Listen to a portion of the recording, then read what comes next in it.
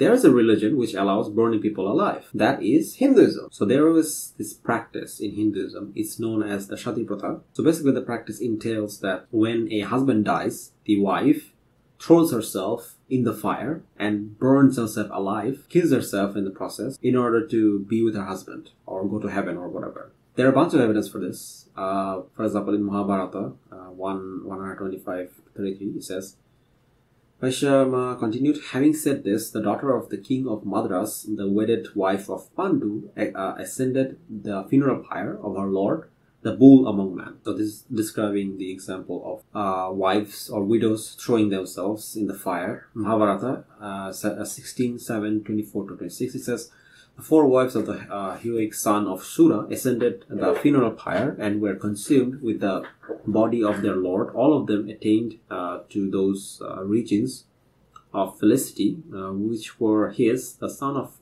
Pandu burned the body of his uncle together with these four women of his.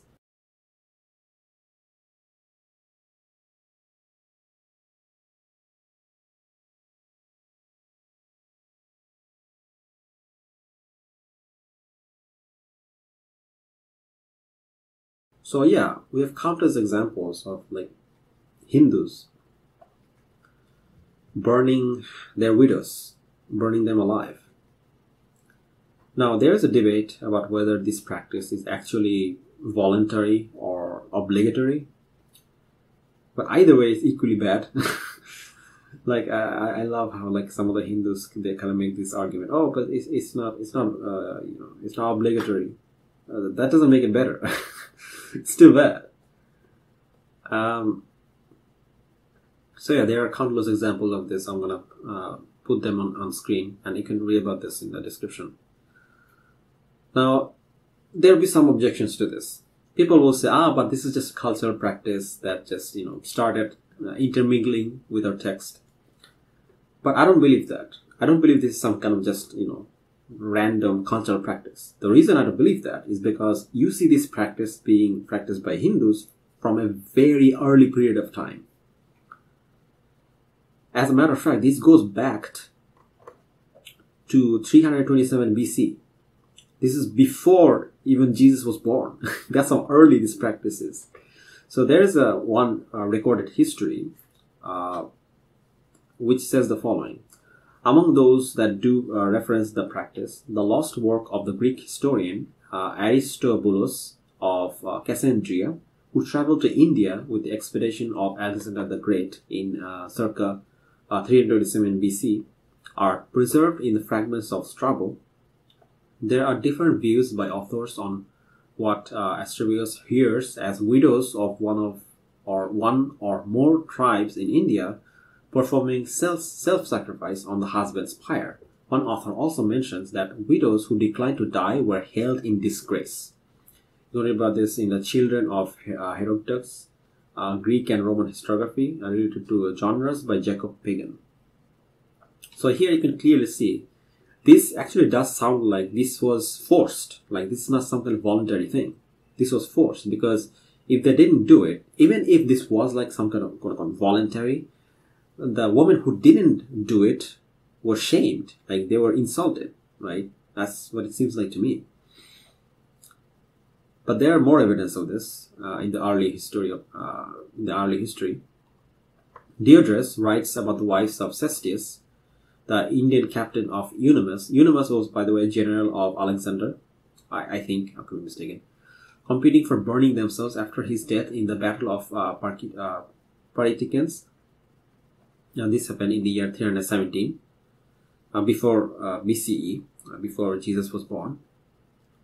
So the younger one was permitted to mount the pyre. Modern historians believe Diodorus' source for this episode was the eyewitness account of the now lost historian Hieronymus of Cardia. Hieronymus' explanation of the origin of sati appears to be his own component. So basically, he tries to give an explanation of why they did that. And they said that it's from Indian traditional practice, from like their religious texts and whatnot. However, this incident is also verified by two other independent sources that mention widows who voluntarily joined their husband's pyre as a mark of their love are Cicero and Nicholas of Damascus. Again, I'll put all the links in the description. You can check it out. Now, there are also record of this in early Sanskrit authors like Dandin in I cannot pronounce that.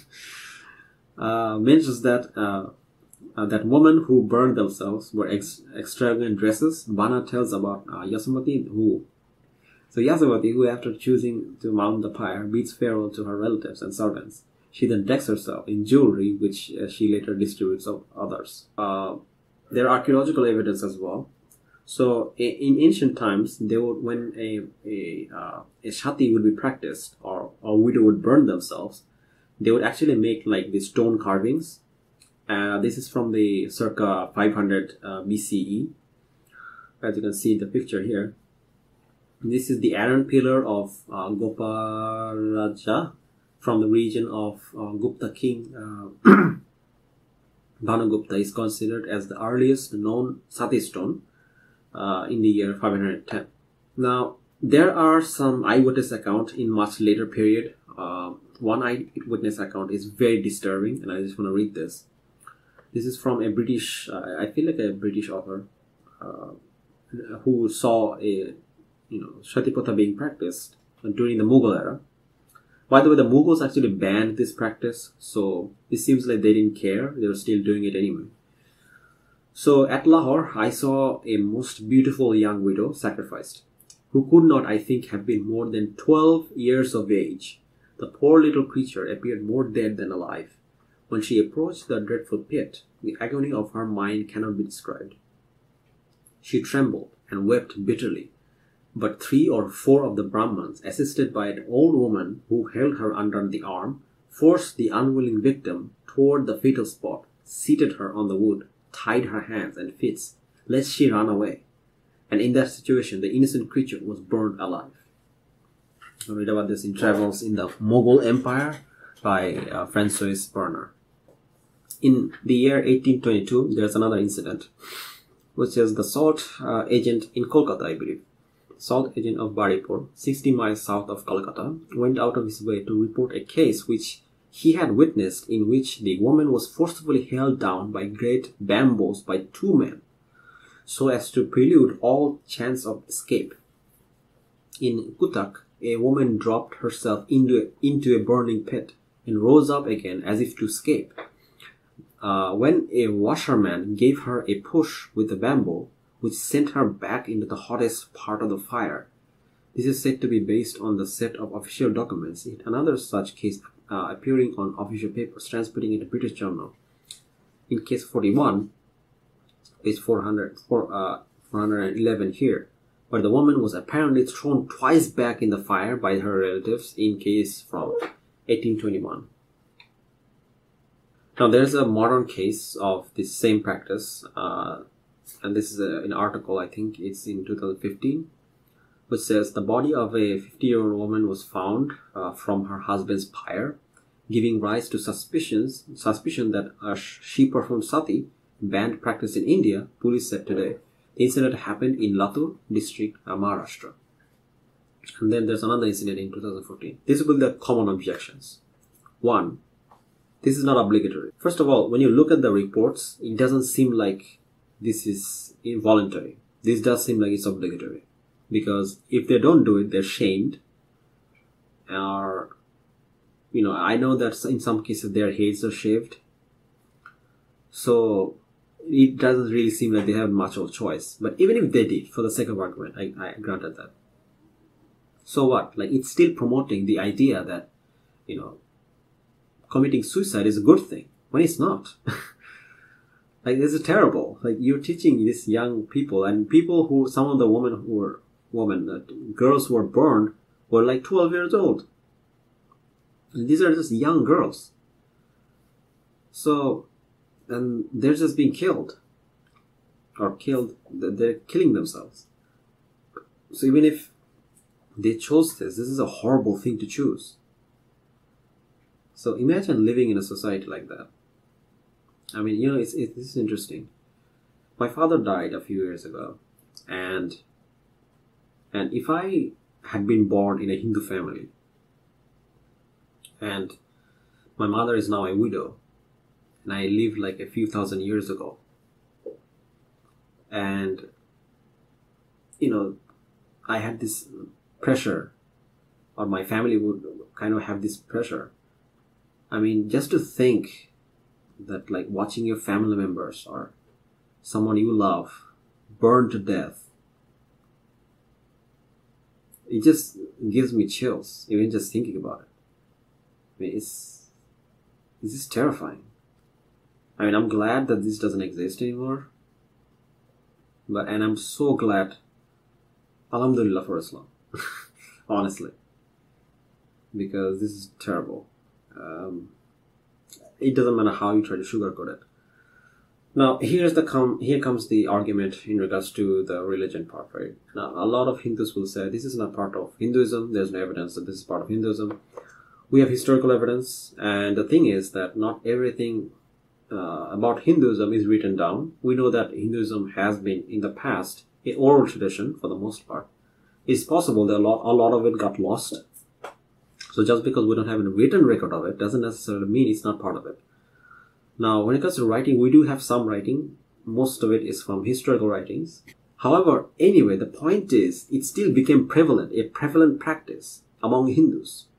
Now, let's compare this with Islam and what Islam teaches. Islam is completely against suicide, any kind of suicide. So Abu Hurairah reported, the Messenger of Allah, peace and blessings upon him, said, whoever kills himself with a piece of iron, his piece of iron in his hand will be thrust into his stomach in the fire of hell forever and ever. Whoever drinks poison and kills himself, he will consume it in the fire of hell forever and ever. Whoever throws himself off of a mountain and kills himself, he will tumble into the fire of hell forever and ever. You can read about this in Sahih Bukhari 5442. So here we can clearly see that what Islam teaches is that you have no right to take your own life because you didn't create your own life, and you're not the only person who has rights upon your life. What Islam teaches is that human life is beautiful and it shouldn't be taken. And again, I'm not gonna say anything. I'll just let you decide. Which religion do you think has the better teaching? Do you think it's okay that women are burned alive, voluntary or otherwise? Or do you think that suicide is wrong and people shouldn't do that? But regardless, with this I want to end this video. But thank you guys for watching. Please like, share, and subscribe. And if you guys like my content and if you guys want to support me, then please consider support me on Patreon. The links are around here and in the description, obviously. And yeah, and thank you guys for watching. Jazakallah khairan. Assalamu alaikum warahmatullahi wabarakatuh.